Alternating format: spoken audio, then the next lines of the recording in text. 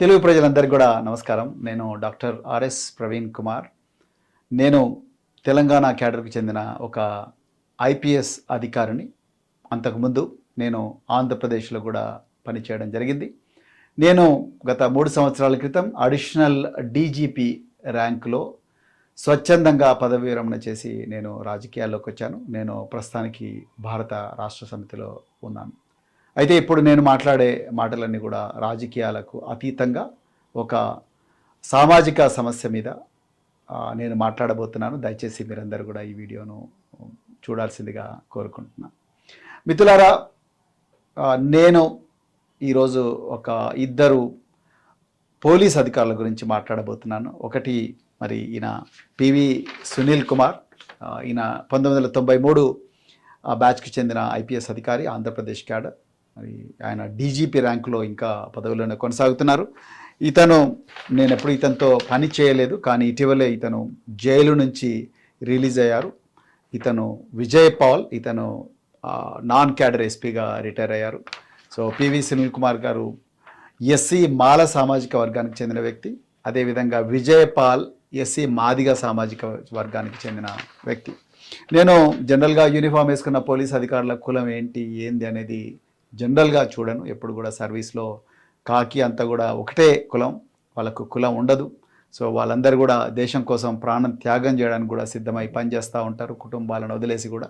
So వాళ్ళందరంటే కూడా నాకు ఎంతో గొప్ప గౌరవం ఉంది. నేను ఎట్టి పరిస్థితుల్లో కూడా ఆ విషయంలో నేను ఎక్కడ కూడా కాంప్రమైజ్ కాను. కానీ కొన్ని విషయాలు ఇటీవల కాలంలో ఆంధ్రప్రదేశ్లో, మరి ముఖ్యంగా చంద్రబాబు నాయుడు గారు ముఖ్యమంత్రి పదవి చేపట్టిన తరువాత గత 8 నెలల నుంచి కూడా చాలామంది పోలీస్ అధికారులను ఎందుకో మరి వారు 16 మందిని పోస్టింగులు లేకుండా ఉంచడం, అదేవిధంగా వాళ్ళందరూ కూడా ఇళ్లలో ఉండకుండా మళ్ళీ డీజీపీ కార్యాలయానికి వచ్చి ప్రతిరోజు కూడా రిజిస్టర్లో సంతకాలు పెట్టి ఉదయం వచ్చేటప్పుడు సంతకం పెట్టాలి, మళ్ళీ సాయంత్రం ఇంటికి పోయేటప్పుడు సంతకం పెట్టాలని ఒక రౌడీ షీటర్లను చూసినంత ఘోరంగా పోలీస్ స్టేషన్లలో ఆ విధంగా ఐపీఎస్ ఆఫీసర్లను చూసిన విషయం మీద కూడా నేను చాలాసార్లు కూడా నేను ట్వీట్ చేశాను. సో మిత్రులారా, అయితే ఇక్కడ విషయం ఏంటంటే ఈరోజు మరి పివి సునీల్ కుమార్ గారు, అదేవిధంగా విజయపాల్ గారు ఒక కేసును ఎదుర్కొంటున్నారు. దాని గురించి నేను మాట్లాడాలని ఈరోజు ఈ వీడియో చేస్తున్నాను. 2021 సంవత్సరంలో ఇప్పుడు డిప్యూటీ స్పీకర్ ఆంధ్రప్రదేశ్గా ఉన్న రఘురామకృష్ణరాజు గారు, మరి వారు అప్పుడు మెంబర్ ఆఫ్ పార్లమెంట్గా ఉండ్రి. సో మరి వారిని ఒక కేసులో సిఐడి పోలీసులు, ఆంధ్రప్రదేశ్ సిఐడి పోలీసులు అరెస్ట్ చేసి, హైదరాబాద్లో అరెస్ట్ చేసి వారిని హైదరాబాద్ నుంచి విజయవాడ తీసుకుపోయి విజయవాడ సిఐడి ఆఫీస్లో రాత్రి ఉంచి ఉదయం మేజిస్ట్రేట్ దగ్గర ప్రొడ్యూస్ చేశారు. అయితే ఆ ప్రొడ్యూస్ చేసిన క్రమంలో వారికి నన్ను కస్టోడియల్ టార్చర్ చేశారు అని చెప్పేసి ఆనాడు ఎంపీ రఘురామకృష్ణరాజు గారు మేజిస్ట్రేట్ గారి ముందర చెప్పడం జరిగింది. మేజిస్ట్రేట్ గారు మరి ఒక 4 డాక్టర్ల టీంను మరి ఏర్పాటు చేసి ఆ డాక్టర్ల టీంను వీరిని ఎగ్జామిన్ చేయమని చెప్పడం, దాని తర్వాత మరి ఆ డాక్టర్ల టీం ఇక్కడ కస్టోడియల్ టార్చర్ ఏం జరగలేదని చెప్పడం, అదేవిధంగా మరి లోకల్ మేజిస్ట్రేట్ దగ్గర వారు బెయిల్ కోసం అప్లై చేయడం, ఆ బెయిల్ మరి రానందున ఆయన హైకోర్టులో పోయి మరి బెయిల్ తెచ్చుకోవడం, ఇవన్నీ కూడా చకచకా జరిపినాయి. తెలుగు ప్రజలందరికీ కూడా, మరి ముఖ్యంగా ఆంధ్రప్రదేశ్ ప్రజలందరికీ కూడా ఈ కేసు గురించి స్పష్టమైన అవగాహన ఉంది. దాని తర్వాత మరి రఘురామకృష్ణరాజు గారు బెయిల్ నుంచి బయటకు వచ్చిన తర్వాత హైదరాబాద్లో మిలిటరీ హాస్పిటల్లో మళ్ళీ ఎక్స్పర్ట్ డాక్టర్స్ ద్వారా చూయించుకోవడం, దాని తర్వాత కూడా అక్కడ కూడా ఎలాంటి రిపోర్ట్స్ రాకపోవడం, తర్వాత ఈ విషయం అంతా కూడా సుప్రీంకోర్టు దాకా వెళ్ళడం, సుప్రీంకోర్టులో కూడా మరి ఎలాంటి రఘురామకృష్ణరాజు గారు ఆనాడు సిబిఐ ఎంక్వైరీ కోరారు, ఇంకా రకరకాల కోరికలు కోరారు. కానీ సుప్రీంకోర్టు ఆ కోరికలన్నింటినీ కూడా పక్కకు పెట్టి ఆంధ్రప్రదేశ్లో మీ ఇదేనో కూడా ఆంధ్రప్రదేశ్లో చూసుకోమని చెప్పేసి కూడా ఆ రోజు చెప్పడం జరిగింది. ఆ కేసు యథావిధిగా నడుస్తూనే ఉంది. అయితే మరి ఇందులో రఘురామకృష్ణరాజు గారు ఎంపీ హోదా అయిపోయింది. దాని తర్వాత ఎమ్మెల్యేగా ఎన్నికయ్యారు. ఎమ్మెల్యేగా ఎన్నికైన తర్వాత వారు ఈరోజు ఆంధ్రప్రదేశ్లో డిప్యూటీ స్పీకర్గా కూడా ఉన్నారు. సో 2024లో 7వ నెలలో వారి మీద, అదేవిధంగా విజయపాల్ మీద, తర్వాత సీతారామాంజనేయులని ఇంకొక డీజీపీ మీద, ఈ 3 మీద కూడా ఒక కేసు బుక్ అయింది. 3, ఇంకా డాక్టర్ ప్రభావతి అనే ఒక మహిళ మీద కూడా పెట్టినట్టున్నారు. సో ఇందులో ప్రధానంగా RRR గారు ఎలాంటి అభియోగాలు చేస్తున్నారంటే, ఈ పివి సునీల్ కుమార్, తర్వాత సీతారామాంజనేయులు, దాని తర్వాత మిగతా గుర్తు తెలియని వ్యక్తులందరూ కూడా తనను సిఐడి ఆఫీస్లో ఘోరంగా కొట్టారని చెప్పేసి, అదేవిధంగా ఆ కొట్టిన దాంట్లో తనకు బాగా దెబ్బలు తగిలాయని చెప్పేసి, ఇదంతా కూడా మళ్ళీ రికార్డులు తారుమారు చేశారని చెప్పేసి రకరకాల ఆరోపణలు వారు చేయడం జరిగింది. అది కూడా కేసు అయిపోయి 3.5 సంవత్సరాల తర్వాత మొన్న టీడీపీ అధికారంలోకి వచ్చిన తర్వాత వారు ఈ కేసు కంప్లైంట్ గుంటూరులో ఇవ్వడం జరిగింది. గుంటూరులో ఎఫ్ఐఆర్ అయింది. మరి అది గుంటూరు ఎస్పీ గారు చేయకుండా మరి ఎందుకో ఒంగోలులో ఇంకొక ఎస్పీ గారికి ఇన్వెస్టిగేటింగ్ ఆఫీసర్గా పెట్టి ఈ కేసును పెట్టడం జరిగింది. అయితే నేను ప్రధానంగా ఇక్కడ ఏం చెప్పాలనుకుంటున్నానంటే, నిజానికి ఆ రఘురామకృష్ణరాజు గారు ఇచ్చిన కంప్లైంట్లో ఎక్కడ కూడా ఏమంటారు, నన్ను పివి సునీల్ కుమార్ లేకపోతే సీతారామాంజనేయులు, దాని తర్వాత వీళ్ళందరూ ఈ విధంగా కొట్టారు, నాకు ఈ విధంగా గాయాలయ్యాని ఆయన ఎక్కడ కూడా ఏం చెప్పడం లేదు. అక్కడెక్కడ మెటీరియల్ ఎవిడెన్స్ అతని దగ్గర ఏం లేదు. నిజానికి ఆయన మళ్ళీ అవే ఆరోపణలు, ఆనాడు సుప్రీంకోర్టు దగ్గర అవే ఆరోపణలు చేశారు, హైకోర్టులో అవే ఆరోపణలు చేశారు, మేజిస్ట్రేట్ దగ్గర కూడా ఆరోపణలు చేశారు. అవన్నీ కూడా తప్పుడు ఆరోపణలు తెలిసిపోయిన తర్వాత కూడా 3.5 సంవత్సరాల తర్వాత మళ్ళీ రఘురామకృష్ణరాజు గారు ఇప్పుడు డిప్యూటీ స్పీకర్ హోదాలో ఉన్నారు. వారు ఎఫ్ఐఆర్ అంటే కంప్లైంట్ ఇచ్చారు. దాని మీద గుంటూరు పోలీసులు ఎఫ్ఐఆర్ చేశారు. సో దాంట్లో ఇదంతా ఏంటంటే కోడిగుడ్డు మీద ఈకలు పీకడం లాంటిదే ఉన్నది. నిజానికి పోలీసుల్లో ఒక డీజీపీ ర్యాంక్ అధికారులు వచ్చేసి ఒకరిని కొట్టడం అనేది అసలు నాకు తెలిసినంత వరకు కూడా ఎక్కడ జరగదండి.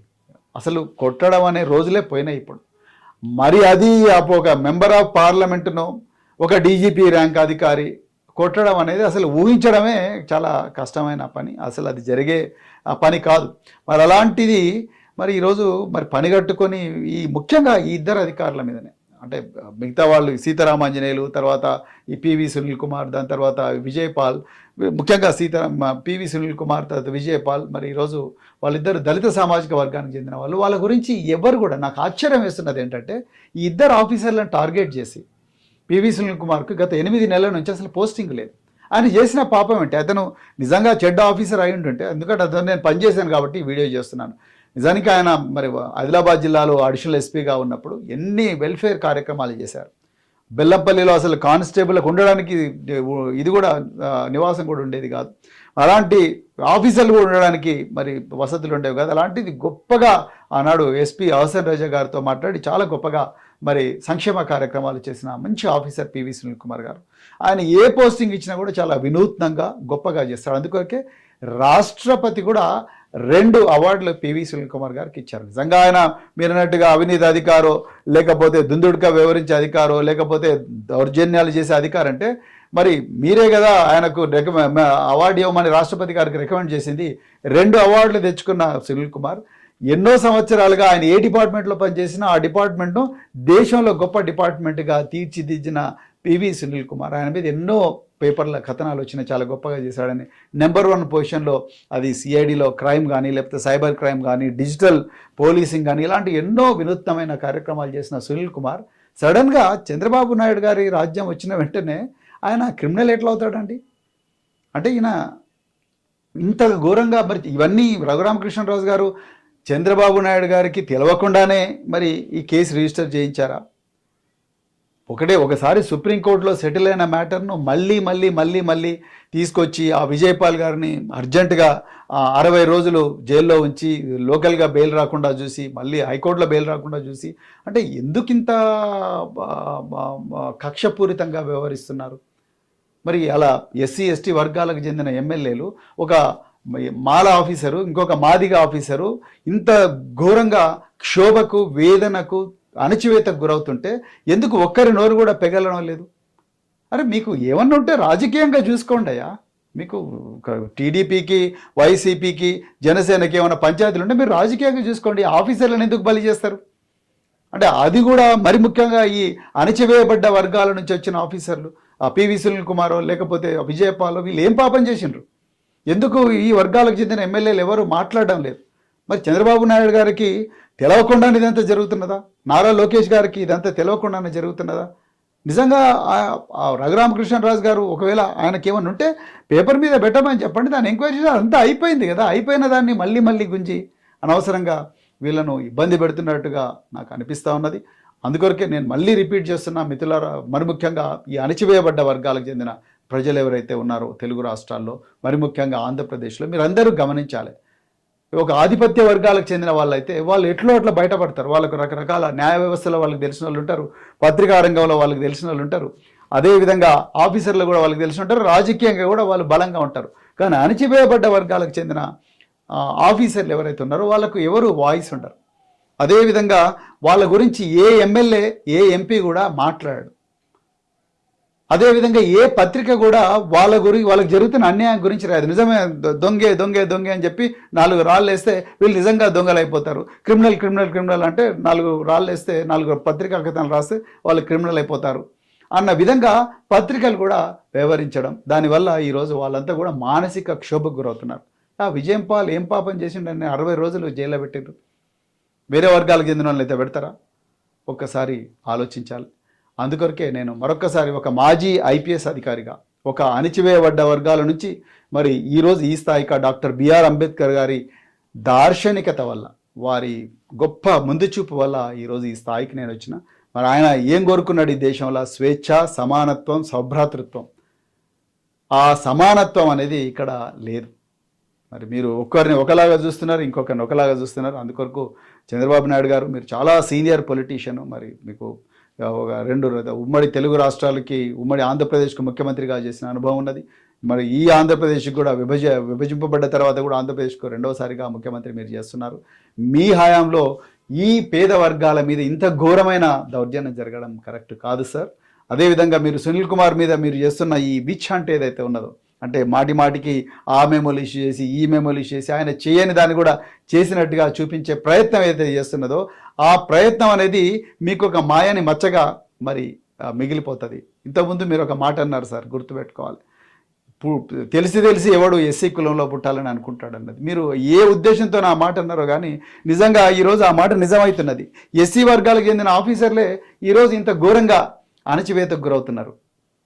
అంటే ఎవడు కూడా మళ్ళీ అమ్మో ఎస్సీలో పుడితే ఇగో ఇట్లనే మనం అణచివేస్తారు. కాకి యూనిఫామ్ ఉన్నా, చేతిలో తుపాకు ఉన్నా, చేతిలో రాజ్యాంగం ఉన్నా, లేకపోతే క్యాప్ ఉన్నా, ఏదున్నా కూడా, బుల్లెట్ ప్రూఫ్ కార్ ఉన్నా కూడా మన జీవితాలు మాత్రం మళ్ళీ సస్పెండ్ అయ్యి ఊర్లలో ఎట్లయితే వెలివేయబడ్డామో, ఆనాడు కారంచేడులో కానీ, చుండూరులో కానీ, పదిరికుప్పంలో కానీ, నీరుకొండలో కానీ, లక్ష్మీపేటలో కానీ ఏ విధంగా అయితే దారుణాలకు గురైనామో, ఇప్పుడు యూనిఫామ్ వేసుకొని కూడా అదే దారుణాలకు గురవుతారా బాబు.